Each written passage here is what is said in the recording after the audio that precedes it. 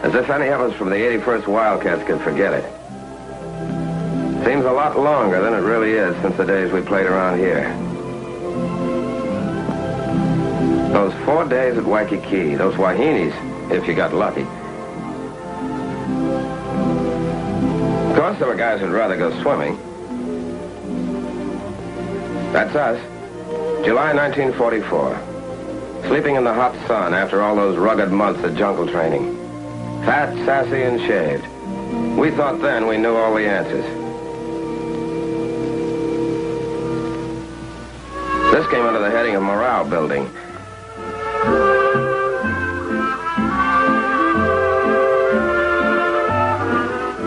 Of course, some characters needed more than others.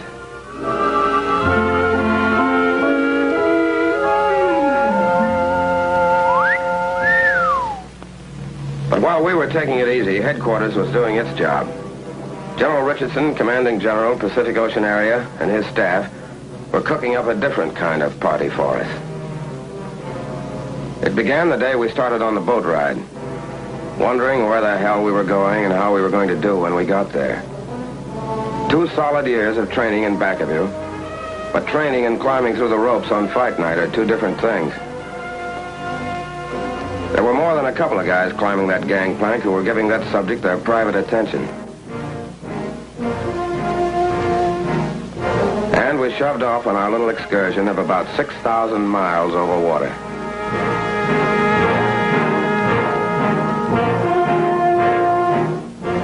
We were going down under. That's all we knew. We'd have even been glad to see a Kapu sign if it were standing on dry land. Every man with a cabin to himself. Picture of a guy getting fixed up to go to a concert.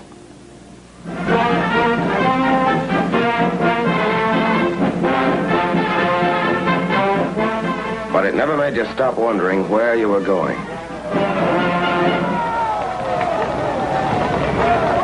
Time on our hands, so we figured out ways to spend it. With a few bucks thrown in for a side bet. One way of getting tired enough to climb into your bunk. Back the loser, bub?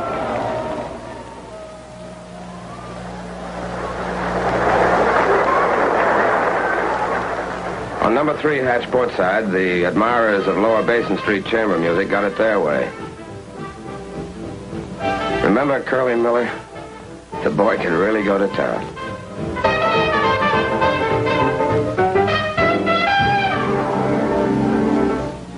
The day we crossed the equator and the shellbacks got their crack at the pollywogs. And there's still some of us in the outfit who take off at the sight of a curved stick.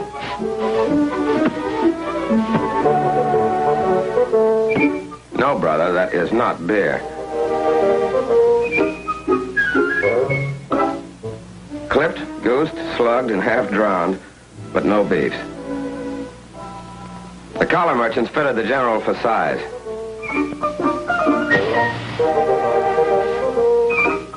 The local barbers gave him a once-over lightly.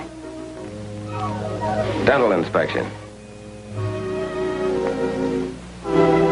A rub-down at the club. The treatment's finished and the general's a shellback. When you look back now, you can remember a lot of laughs on that boat ride, but mostly it was just plowing along through that ocean, under that sky tent, and waiting, and watching for Jap subs or carrier planes.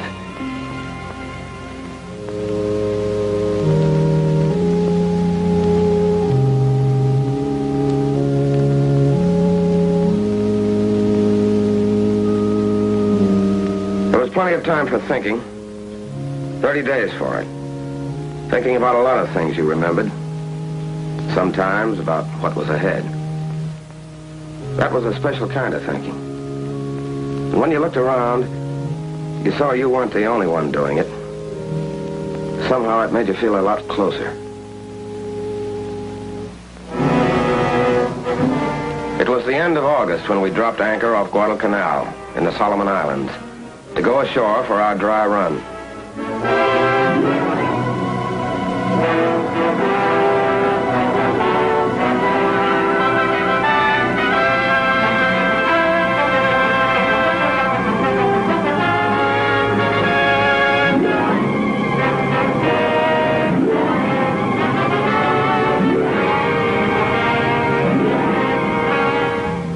There weren't any Jap Capu signs on the beach, but when you hit it, you got that quick flash about the guys who were here ahead of us at Guadalcanal and the job they did. To look at it, you couldn't believe that beach had ever felt the bite of live ammo.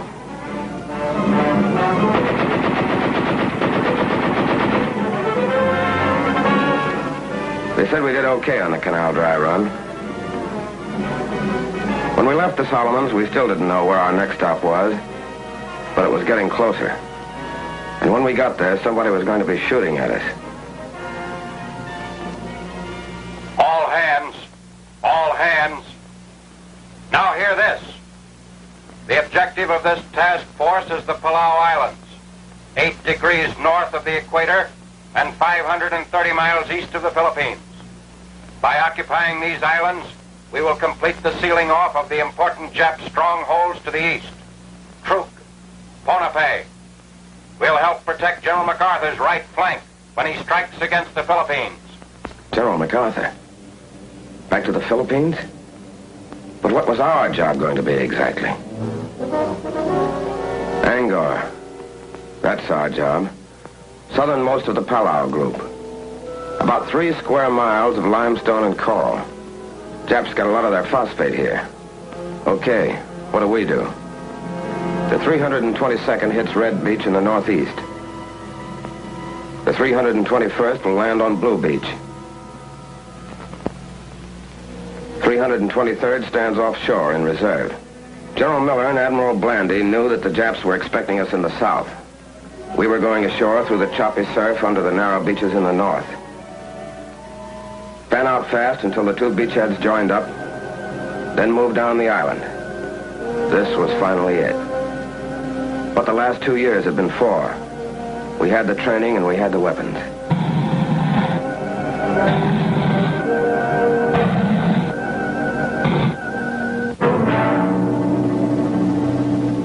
There was Angaur. On it, holed up in caves and pillboxes, was a tough Jap regiment with plenty of experience in China back of them. This was our first time. How were we going to do? Remember the morning of September 17th? The carriers opened the show.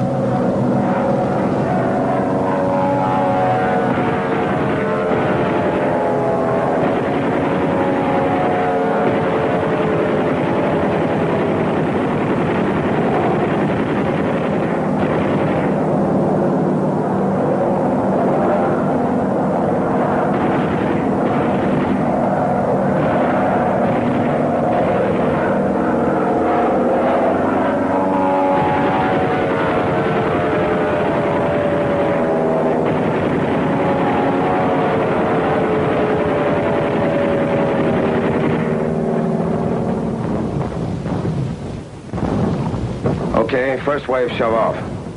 That's us. Let's go.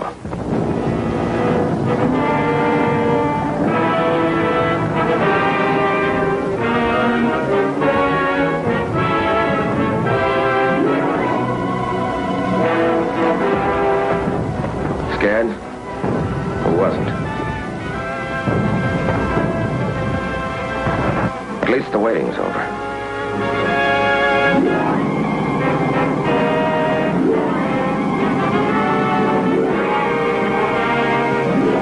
We piled onto Red Beach.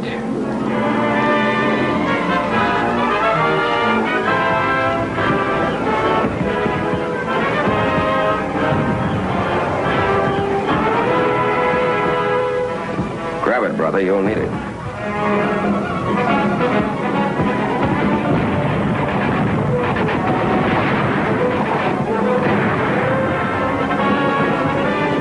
A 20-foot sand cliff to climb we didn't know about. And we were pinned down by machine gun fire and mortars. It helped to see other guys looking like you felt. But they were taking it too. That helped more. Blue Beach. Machine gun fire wasn't so bad. Our planes knocked out their mortars. But still no place to get caught with your pants down.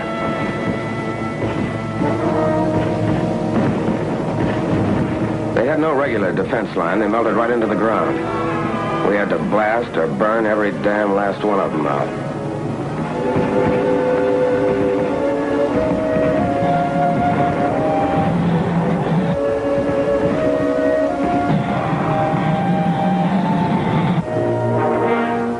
Naval artillery raised so much hell with Blue Beach, the Amtraks had a tough time making it.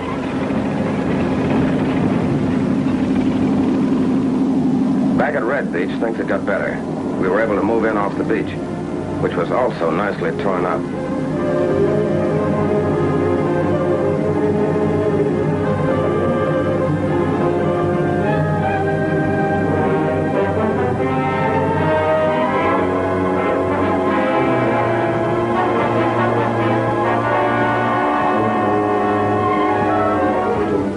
We started blasting them out of their rat holes with satchel charges.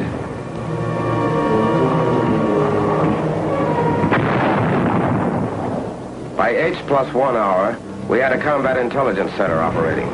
But we couldn't locate anybody for intelligence to talk to. They wouldn't come out alive.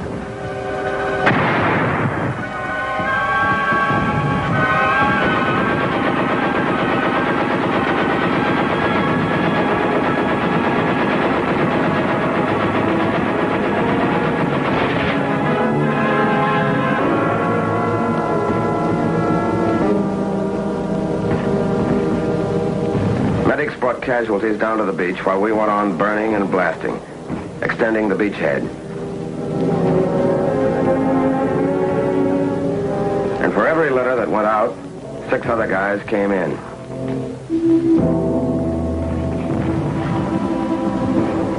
As soon as we had a good toehold, landing craft started delivering in back of us, building up an ammo dump. The Japs were still on high ground to the northwest, with mortars. They hit the dump.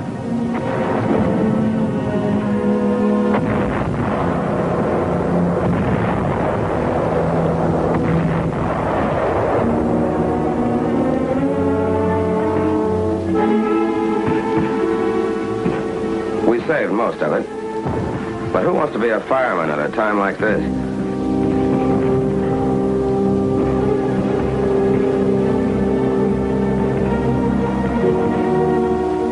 General Miller came ashore the next morning to get a first-hand look at the scoreboard. It was no setup.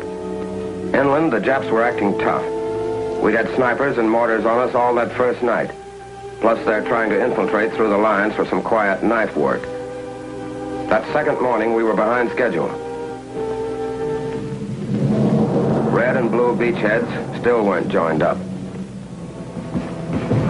But we kept slugging until we did join up.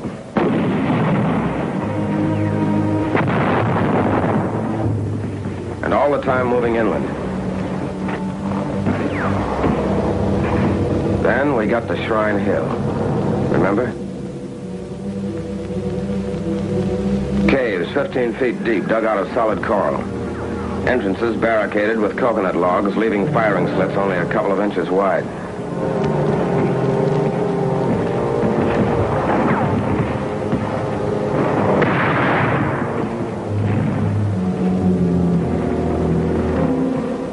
They were tough monkeys. There'd still be some of them in there firing even after you'd put a 25-pound satchel charge under them.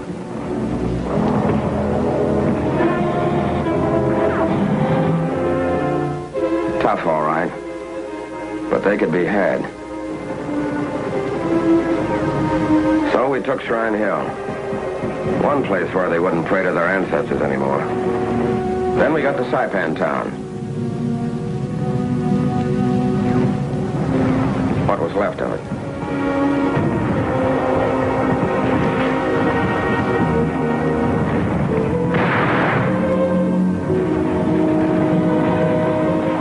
By this time, we'd cooked, blasted, or shot 600 of the little apes, and had what we came for, including the phosphate plant.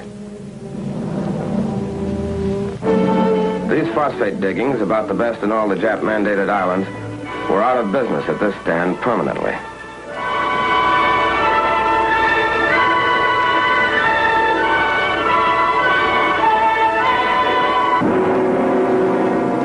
We weren't taking chances. They know how to hide like the murdering weasels they are.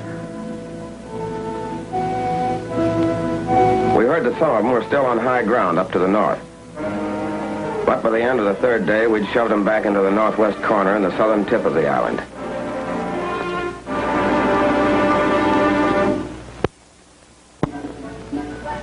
The first chance to let down in 3 days.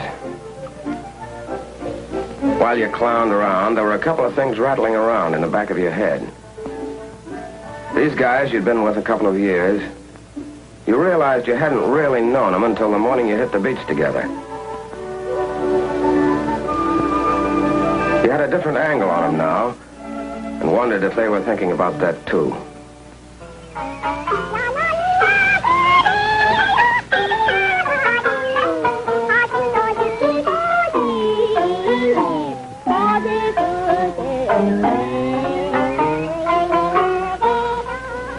While all of this had been going on, our 321st pulled out for Palau Island, 6 miles to the northeast. The 1st Marines were finding it heavy going up there. The 321st went up to give them a hand. The rest of us who stayed on Angaur had our own job to finish. The jungle was still lousy with Jap snipers, but we couldn't wait to clean them out to get the airstrip in. With a rifle covering every couple of axes, the aviation engineers started hacking out the strip. The sooner it's in, the sooner we can use it as a base to plaster the rest of the Palaus.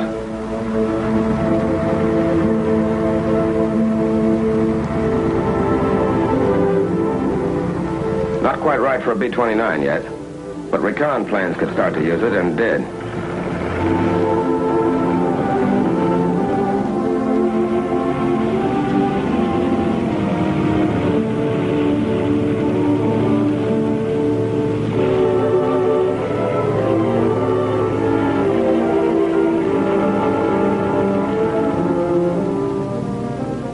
That island way in the background is Peleliu, where our 321st was battling Japs. Angaur was ours, but not quite. Up in the northwest corner, there's a piece of high ground we were starting to call Suicide Hill. To get to it, we had to move up the narrow gauge leading from the phosphate works into the defile that for good reason got the name of Buddy Gulch.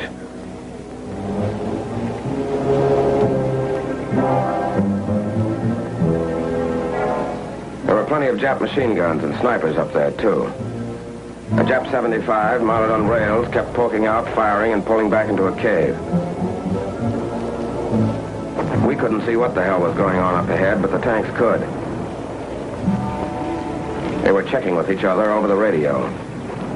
Vincent, repeat your last transmission. I did not hear. Over. I said we're stopped by enemy fire at the head of the gulch. Sea breeze, I think it's sea breeze, just got hit up ahead. Vincent, this is Boober. I'm pulling Jerry back out of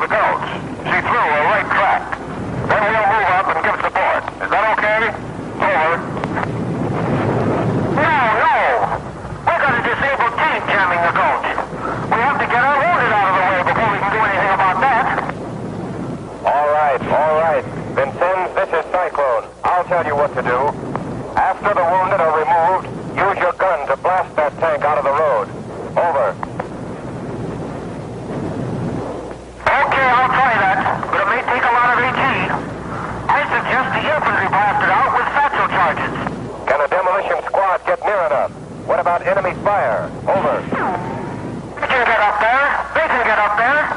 We're under fire all right, but those litter bearers are working right in it. They're bringing those guys out with stuff kicking up all around them. Brother, what guts. All right, then. I'll contact you. As soon as our wounded are out of the gulch, we'll blast. Will any combat vehicle to the rear speak to me? Come in, please. Over. Okay, Cyclone. This is Calcutta. Over. I want you to warn all infantry in your vicinity to take cover. Get them off the rails. We're going to blast up ahead. Now, to any combat vehicle near there, pull back out of the way. Acknowledge. Acknowledge. I heard you, Cyclone. This is Rose. I'm right in there, but not too close.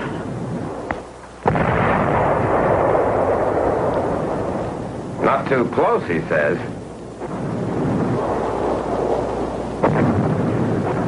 But the way is cleared now for the 2nd Battalion to move through the gulch. We were going to start a little encircling maneuver. So we split up. Some of us went up the rise to the right.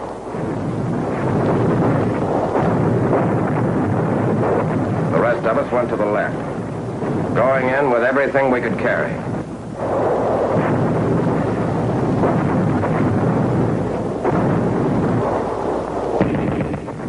Yeah, and everything we could throw. It was going to be Suicide Hill for the Japs now. We had them really holed up now. We called back for mortars and 155s.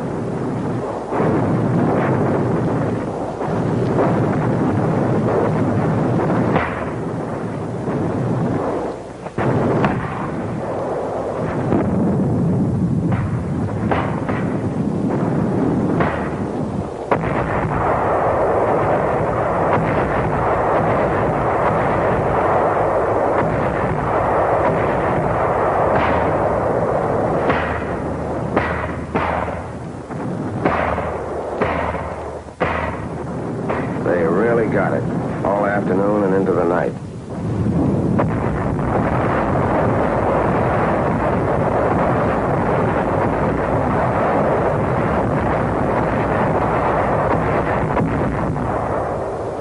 That was the end of all real resistance on Angaur, and the end of our first fight.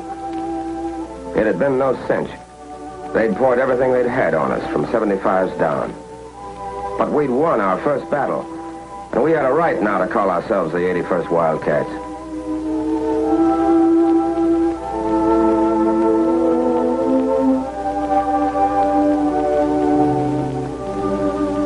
When you watched those guys come out, you realized something you hadn't known. How mad you got when the bastards hit the guy next to you.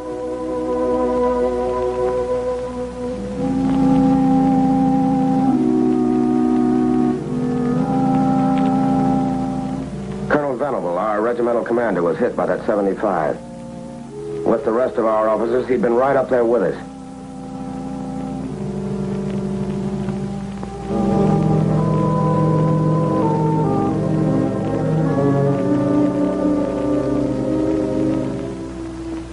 From the top down, the 81st had gone in and come out all right.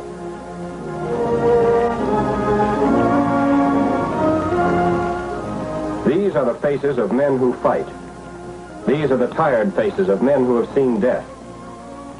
These are the faces of men from your own hometown who carried the flag of America a step nearer to Tokyo. Look at these faces. Here's the boy who sold you gasoline on a Sunday afternoon. Here is an American boy. Looks tired, doesn't he? He is. Here's the boy who came calling on Saturday evening and took your daughter to a movie.